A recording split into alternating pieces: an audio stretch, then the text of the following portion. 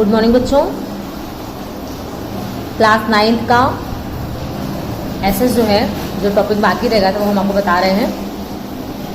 Company शासन का आर्थिक प्रभाव।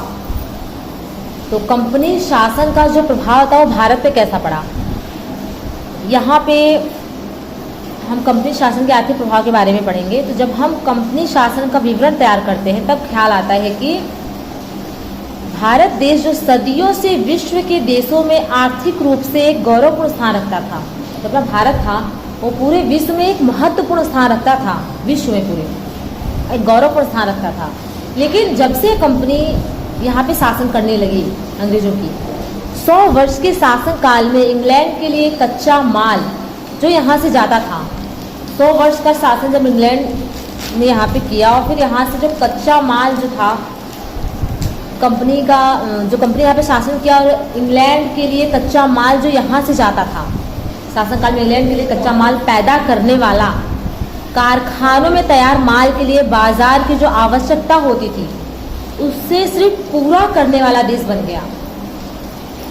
एक भारत जो अपना एक महत्वपूर्ण स्थान रखता था, लेकिन जब से अंग्रेजों का शासन यहाँ पे हुआ 100 वर्ष के दरमियान क्या हाल हुआ इसका कि शासन से इंग्लैंड के लिए सिर्फ कच्चा माल पैदा करना और यहाँ से भेजने माल जो था कच्चा माल पैदा करके उसको करने वाला, कारखानों में तैयार माल के लिए बाजार की आवश्यकता पूरा करने वाला सिर्फ एक देश बन के रह गया, देश बना दिया गया।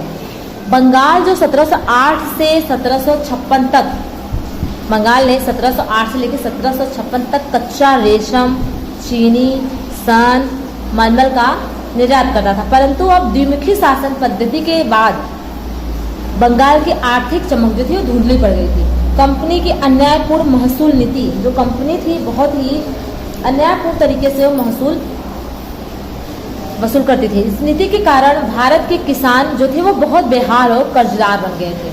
जो किसानों का हाल जो था वो बहुत ही बेकार था, वो कर्जदार बन चुके थे कंपनी के। अंग्रेज सरकार ने इंग्लैंड के उद्योगों को विकसित करने के लिए भारत से, जो अंग्रेज सरकार थी उन्होंने इंग्लैंड का उद्योगों का और विकास हो और विकसित हो, बढ़ावा हो भारत में। तो इसके लिए भारत के कपड़े उद्योग पर अन्यायपूर्ण आयात, मतलब अन्यायपूर्ण कर जो होता है चुंगी, अन्यायपूर्ण आयात कर चुंगी लगाया। भारत के उद्योगों धंधों को कुचल डालने के लिए, यहाँ भारत में जो उद्योग धंधे हो रहे हैं उनको खत्म करके वो अपना धंधा, अपना बिजनेस, अपना व्यापार भारत में स्थापित करना चाहते थे। कर तो चुके ही थे, लेकिन जो थोड़ा बहुत बचा था उसको भी कुचलने के लिए वो प्रयास करते रहते। विविध अनुचित तौर तरीके अपनाए कि यहाँ पे जो उद्योग धंधे भारत में होते हैं उसको कुचल डालने के लिए अनेक तरह के विविध अनुचित तौर तरीके, जो कि तरीका अच्छा नहीं था, अनुचित तरीके अपनाए, जिससे भारत के उद्योग धंधे बर्बाद हो गए। जो यहाँ भारत में पर्सनली जो यहाँ की जनता अपना धंधा व्यापार करती थी वो सब बर्बाद हो गए। भारत के जो कारीगर थे, जो यहाँ पे काम करने वाले जो कारीगर और मजदूर थे, वो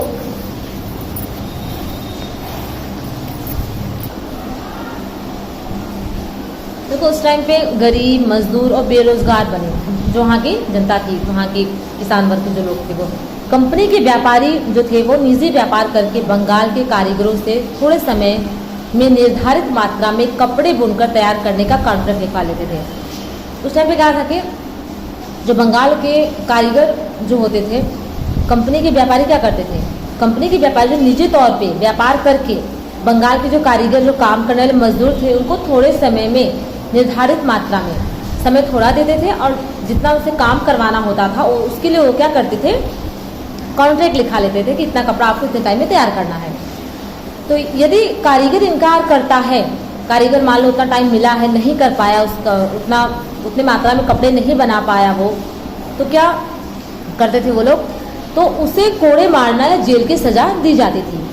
कारीगर अगर निर्धारित समय अपने कार्य को पूरा नहीं करते थे, तो टाइम कम है, काम ज़्यादा है, अगर मान लीजिए कोई कारीगर नहीं कर पाया, किसी कोई समस्या हो गई, कोई बीमार हो गया, फिर नहीं कर पाया तो किसी कारणवश, तो उसको क्या करते थे वो लोग कि कोड़े मारते थे और जेल की सज़ा भी दी जाती थी। इसीलिए वो लोग पहले से ही कॉन्ट्रैक्ट लिखवा लेते थे। कंपनी के आगमन से पहले भारत के गाँव, जब कंपनी भारत में नहीं आई थी तो भारत जो गाँव था स्वावलंबी था और समृद्ध था। अंग्रेजों के शासन के कारण गरीब और पराधीन बने। जो यहाँ की जनता थी भारत की, वो भारत के जो लोग थे वो फॉलो अपना काम स्वयं करते थे, वो समृद्ध थे, किसी चीज़ की कमी नहीं थी भारत में। लेकिन जब से अंग्रेजों का शासन भारत में हुआ तब से भारत की जनता क्या हुई, भारत के लोग क्या हुए, गरीब हो गए और पराधीन बने, दूसरों के अधीन बन गए वो। ईस्ट इंडिया कंपनी के शासन काल में, ईस्ट इंडिया कंपनी का जो शासन काल था उसके दरमियान भारत में मुंबई थाना के बीच प्रथम रेलवे इंग्लैंड भारत के बीच स्टीमर सेवा, देखो ईस्ट इंडिया कंपनी के शासनकाल के दौरान जो रेलवे थी वो प्रथम रेलवे कहाँ से, मुंबई और थाने के बीच प्रथम रेलवे एवं इंग्लैंड और भारत के बीच जो स्टीमर सेवा होती है उस टाइम पे शुरू हुई थी। भारत के बीच इंग्लैंड और भारत के बीच स्टीमर सेवा की शुरुआत हुई। मुंबई और मद्रास, जो चेन्नई, कोलकाता जैसे बड़े बंदरगाहों का विकास भी हुआ। अब देखते हैं कंपनी शासन का सामाजिक प्रभाव। कंपनी शासन का जो सामाजिक प्रभाव था वो क्या पड़ा। ब्रिटिश शासन के दौरान समाचार पत्रों के विकास से, ब्रिटिश शासन जो था जब उनका शासन था उन्हें समाचार पत्रों के जो विकास था उसी विकास से भारतीय लोगों में विचार वाणी, भारत के जो लोग थे उनके अंदर विचार वाणी स्वतंत्र की भावना विकसित हुई। उस समय में भारतीय समाज में कुछ प्रदेशों में कुरीतियाँ देखने को मिलती थी, जो रीतियाँ अच्छी नहीं थी, कुरीतियाँ भी थी उस टाइम भारत में, जिनमें देखो सती प्रथा, दूध पीती प्रथा, सती प्रथा मतलब कम उम्र के जो बच्चे होते हैं उनकी शादी करके फिर उनको अगर हस्बैंड मर गया तो फिर उनको सती कर दिया जाता था। दूसरा था दूध पीती, लड़कियां होती थी तो उनको दूध में डुबो के मार देते थे। ये सब प्रथाएं क्या थी, कुरीतियाँ, ये सब कुरीतियाँ कुछ प्रदेशों में देखने को मिलती थी। इन सब का रिवाज भी था। बाल विवाह आदि मुख्य थे। बाल विवाह मतलब छोटे बच्चों का छोटी उम्र में ही शादी कर देना।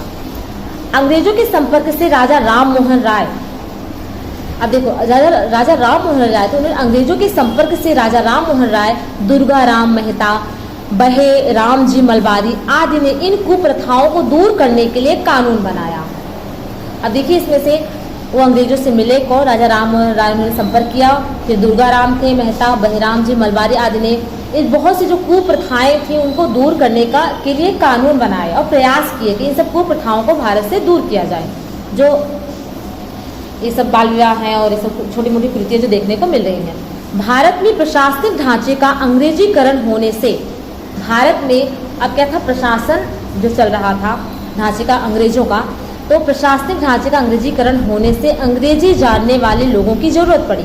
और जब अंग्रेज यहाँ आए, उन्होंने अपना प्रशासन यहाँ भी बनाया, तो अंग्रेजी जानने वाले लोग भी तो उनको चाहिए, तो उन्होंने क्या किया, अंग्रेजी जानने वाले लोगों की ज़रूरत पड़ी। अब परिणाम स्वरूप मैकाले के प्रयासों से भारत में अंग्रेजी शिक्षा की शुरुआत हुई। जो मैकाले था उसने क्या किया, भारत में अंग्रेजी शिक्षा की शुरुआत शुरू की, जिससे यहाँ के लोग जो है अंग्रेजी जाने और जरूरत पड़ने पर वो अपना कार्य कर सके। चार्ल्स वुड की सिफारिश से मुंबई, मद्रास, कोलकाता में यूनिवर्सिटी की स्थापना हुई। कहाँ पे देखिए, किसकी सिफारिश, चार्ल्स वुड, इसकी सिफारिश मुंबई, मद्रास और कोलकाता में यूनिवर्सिटी की स्थापना की गई। ये था अपने भारत में सामाजिक कंपनी जो आई थी अपने यहाँ 100 वर्षों का शासन किया कंपनी ने, तो उसका प्रभाव भारत में कुछ अच्छा भी था। अंग्रेजी शिक्षा के कारण भारत में अंग्रेजी जानने वाला वर्ग तैयार हुआ। अब जब अंग्रेजी शिक्षा की शुरुआत हुई तो अंग्रेजी जानने वाला एक वर्ग भी तैयार हो गया। लोग समय बीतने पर उसमें सुधारवादी मांगे करके सुधार की प्रक्रिया को गति दी गई। तो संघार देखो इस तरह से ईस्ट इंडिया कंपनी भारत की समृद्धि और व्यापार से आकर्षित होकर भारत आई थी और भारत में कंपनी शासन के परिणाम स्वरूप राजनैतिक, आर्थिक, सामाजिक, सांस्कृतिक क्षेत्र पर बहुत अच्छे और बुरे प्रभाव भी पड़े। दोनों तरह का प्रभाव पड़ा। कंपनी ने भारत का भोग ले करके इंग्लैंड को समृद्ध किया। यहाँ से जितनी चीज़ें हो सकती थी सब ले जाके उन्होंने इंग्लैंड को बड़ा बनाया, मतलब उसको विकसित किया, समृद्ध बनाया, समृद्धि करके नीति अपनाई। भारत ने अपने लाभ के लिए जिस व्यवस्था में उपनिवेशिक सुधार किए गए उनसे भारत को परोक्ष रूप से लाभ भी हुआ। कुछ हानि हुई तो भारत को कुछ जगहों पे लाभ भी हुआ। चलिए आपका ये पहला लेसन यहाँ पे समाप्त होता है। धन्यवाद।